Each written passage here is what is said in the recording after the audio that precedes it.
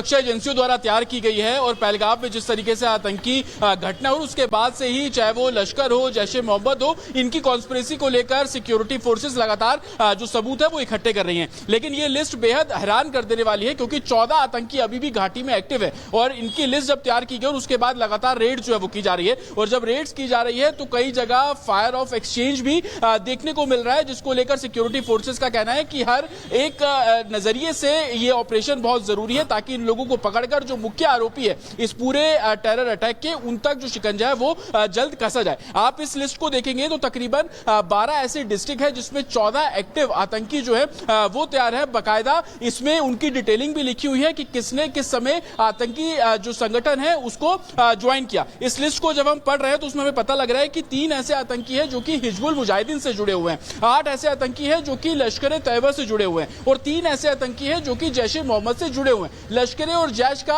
और हमास के साथ मिलकर ये पूरा आतंकी जो हमला है वो प्लान किया गया और उसको अंजाम दिया गया, जिसमें 26 टूरिस्टों ने अपनी जान गंवाई। लेकिन अब घाटी में जिस तरीके से सर्च ऑपरेशन चल रहा है, इन 14 एक्टिव जो टेररिस्ट हैं इनकी लिस्ट बनाकर इनकी धरपकड़ करने की तमाम जो फोर्स है वो कोशिश कर रही है, चाहे वो सीआरपीएफ के जवान हो, जम्मू कश्मीर के जवान इसमें शामिल है, एसओजी इसमें शामिल है और बीएसएफ की भी अलग अलग टुकड़ियों को अलग अलग संवेदनशील जगहों पर भेजा जा रहा है। खास तौर पर जो इनके हाइडआउट्स हैं, जंगलों के बीच बने हुए हाइडआउट्स हैं, वहां पर फोर्स पहुंच रही है और जब उन जगहों पर पहुंच रही है तो कई ऐसी लोकेशंस भी मिली जहां पर किचन का सामान फोर्सेस को मिला, जहां पर रजाई और गद्दे जो है वो फोर्सेस को मिले। और जतिन, कल भी हमने देखा कि कल भी सर्च ऑपरेशन लगातार जारी रहे, सुरक्षा बल ढूंढ रहे थे आतंकियों को, लेकिन अब लिस्ट भी सामने आ गई है। कितनी संभावना है, कितने आतंकी इस समय घाटी में हो सकते हैं या फिर वो पाकिस्तान भाग गए?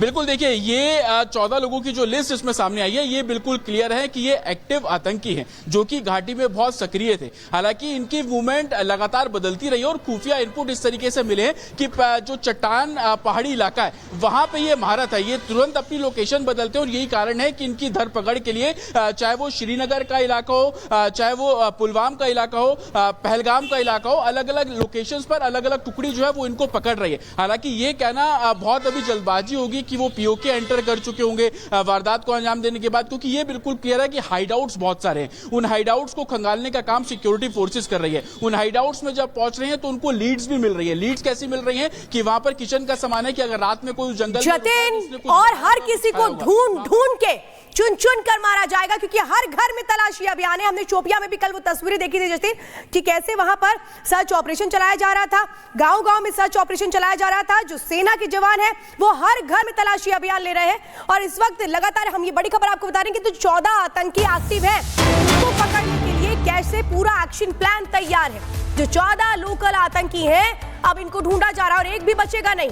और इस अभियान को कैसे तेजी के साथ आगे बढ़ाया जा रहा है, हर घर में तलाशी हो रही है। जहां जहां सेना को इस बात की इनपुट है कि यहां आतंकी हो सकते हैं, हर जगह पर कैसे तलाशी हो रही है। अनंतनाग में कैसे सर्च ऑपरेशन चल रहा है, ये तस्वीरें हम लगातार दिखा रहे हैं। जो सर्च ऑपरेशन की तस्वीरें हैं वो कल भी सामने आई थी, जिसमें हमने शोपिया में देखा था कि कैसे गांव-गांव जाकर के जो सेना के जवान हैं वो इन आतंकियों को ढूंढ रहे हैं। इनकी लोकेशन, इनके इनपुट जो सामने आ रहे हैं उसके बेसिस पर ये बड़ी कार्रवाई और बड़ा सर्च ऑपरेशन जारी है। देखिए किस तरह से इस घर में आतंकियों के होने की तलाश यहां पर समझा जा रहा था कि हो सकता है छिपे हो सकते हैं। जहां जहां वो पॉइंट्स हैं जहां पर ये माना जा रहा है कि छिपे हो सकते हैं, वहां वहां इन सबको ढूंढने के लिए सर्च ऑपरेशन। और उस बीच एक और बड़ी खबर बता दें, पुलवामा हमले से जुड़े हुए 175 संदिग्ध हिरासत में लिए गए।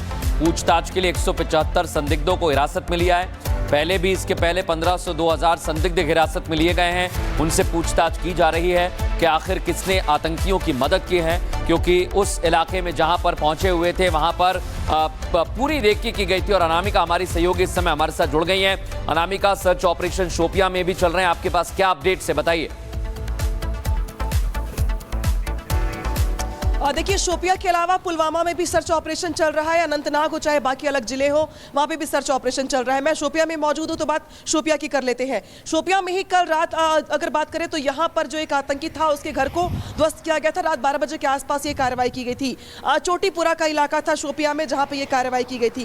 लेकिन शोपिया में ही चोटीपुरा के आगे वाले जो गाँव है वहां पर सर्च ऑपरेशन चल रहा है। आगे सेव के बागान है, इसके अलावा आगे दुर्गम जंगल है, वहां पर सर्च ऑपरेशन चल रहा है। यहाँ से कुछ दूर आगे जाएंगे आप तो उसके आगे आपको जाने की परमिशन नहीं दी जाएगी, नाकेबंदी कर दी गई है जवानों की ओर से। और ये कहा दरअसल जा रहा है कि जो टूरिस्ट है उन्हें भी वहां से वापस भेजा जा रहा है, क्योंकि आगे जंगल के इलाकों में सर्च ऑपरेशन चल रहा है।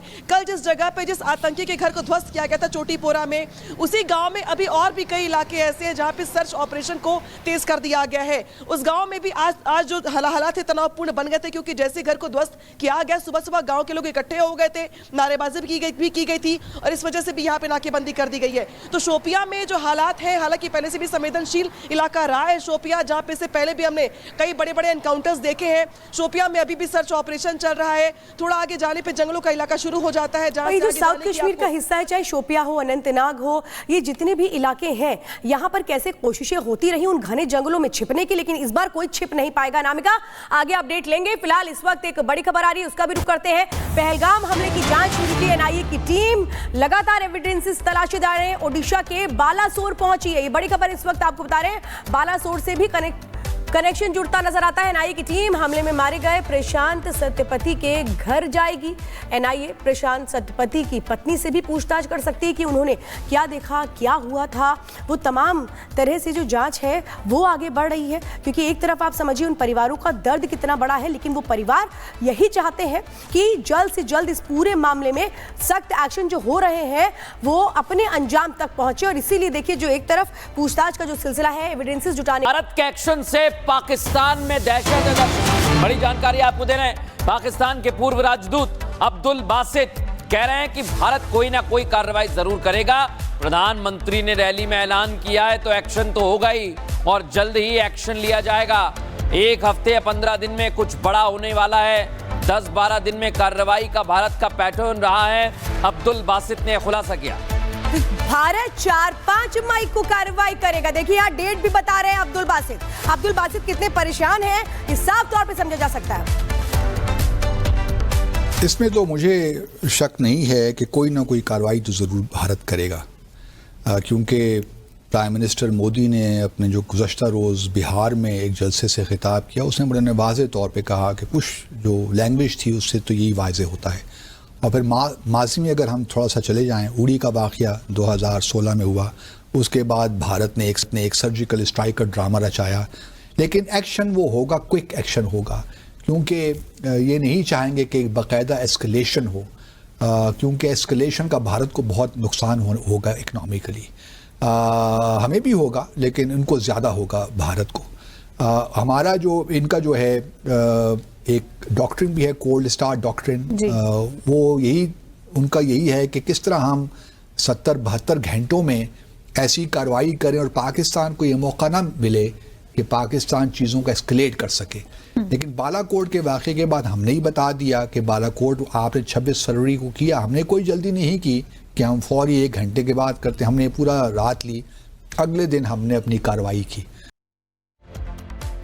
और श्वेता, पाकिस्तान बौखला गया है। पाकिस्तान को पता है कि भारत जल्द कार्रवाई करने वाला है। अब्दुल बासित इस साफ तौर पे कह रहे हैं कि 4-5 को कुछ हो सकता है। भारत की स्ट्रैटेजी 10 से 12 दिन में बदला लेने की है, लेकिन पानी के लिए अब तरस रहा है। और जब पाकिस्तान को समझ में आ चुका है उसके हाथ कुछ नहीं लगने वाला है, तो जैसे चला रहा है, अब ये क्या कहा जा रहा है, गीदड़ भपकी बीच बीच में सामने आती है। भारत के एक्शन से पाकिस्तानी प्रधानमंत्री बौखला गए। शहबाज शरीफ क्या कह रहे हैं, पानी रोकने पर पूरी ताकत से जवाब देंगे, ये कह रहे हैं शहबाज शरीफ। पाकिस्तानी सेना देश की रक्षा के लिए तैयार है, शांति हमारी प्राथमिकता